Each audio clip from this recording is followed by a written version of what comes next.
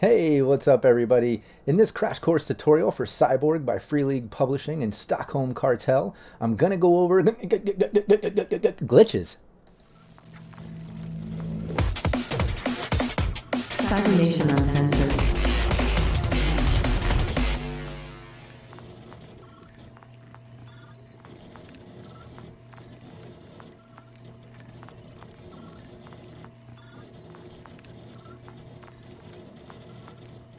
All right, so what are glitches?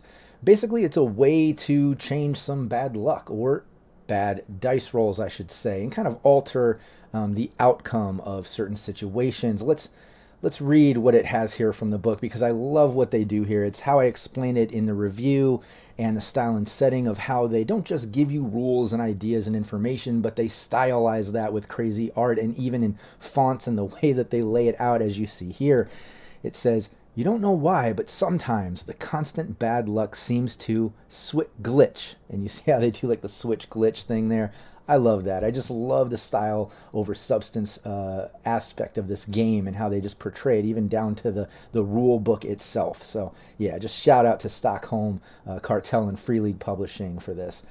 Excellent job. All right. So let's get into how you get your glitches and derive that stat, basically. You start with D2 glitches. So just flip a coin, easiest way, unless your class otherwise says differently. So just keep in mind that, and you'll see that in the crash courses of the different classes or roles or whatever that I put out, how, each class and role or whatever has different I don't know, benefits, negatives, positives, and just like different things that you adjust to the character. In this case it mentions how in glitches some of the classes might state otherwise than just a D2, but either way, you can regain those glitches by rolling that D2 again after you've spent a day to rest, basically. So just like in healing and stuff, the typical aspect of resting in a game. So maybe you'll use them throughout a session, we'll say, or a campaign, right?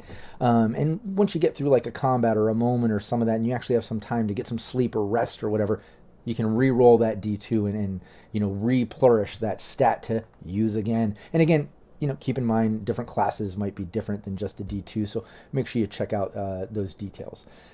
All right, let's get into how you can use these glitches. So basically, you can use a glitch to deal maximum damage with one attack. So whether you have 1 or 2 points of glitch, or maybe more, maybe less, who knows, depending on your class. Again, watch those videos.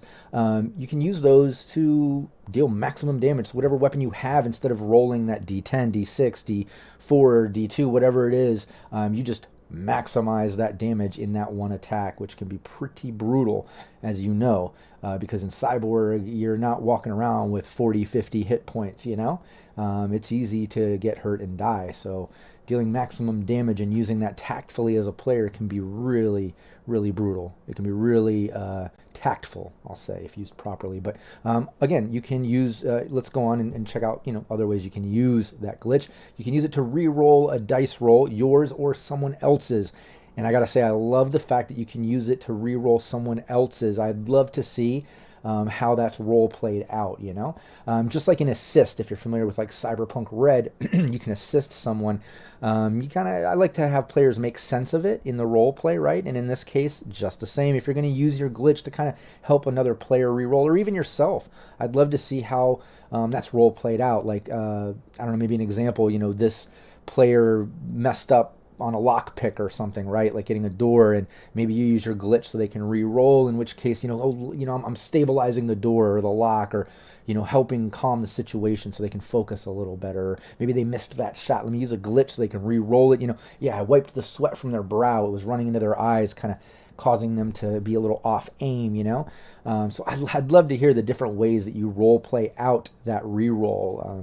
Because I just think that's fun. The other thing that you can use this to do is to lower damage dealt to you by D6. And again, just like I said, dealing maximum damage, lowering damage by D6 is also, well, it's going to be needed probably more often than your glitches will allow. Because again, Cyborg is brutal and deadly. You're not walking around with a shitload of hit points, and weapons do a significant amount of damage depending on what it is. So it is easy to die. So again, lowering damage dealt to you by D6 can be very significant.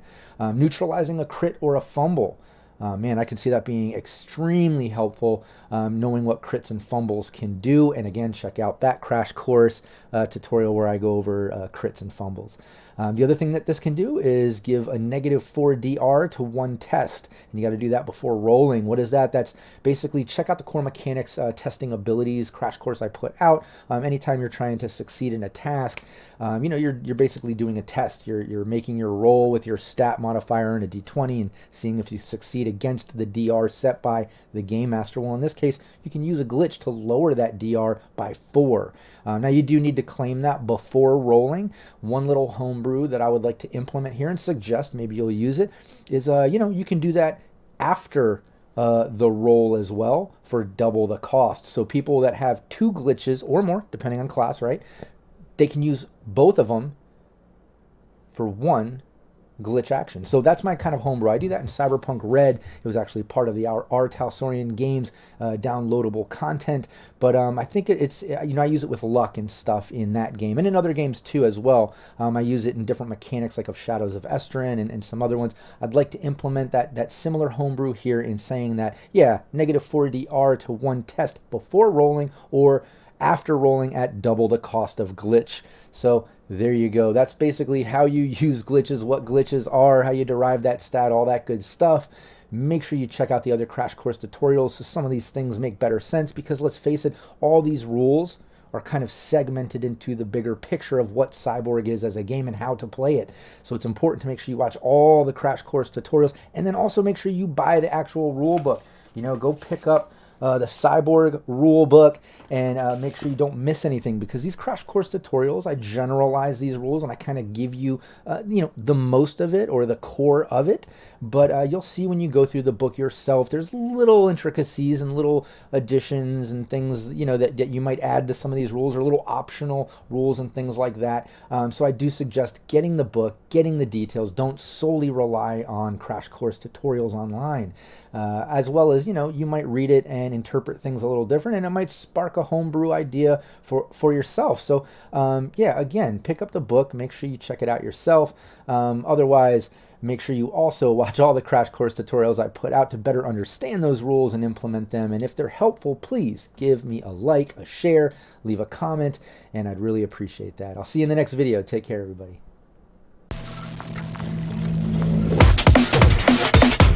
Cybernation Uncensored.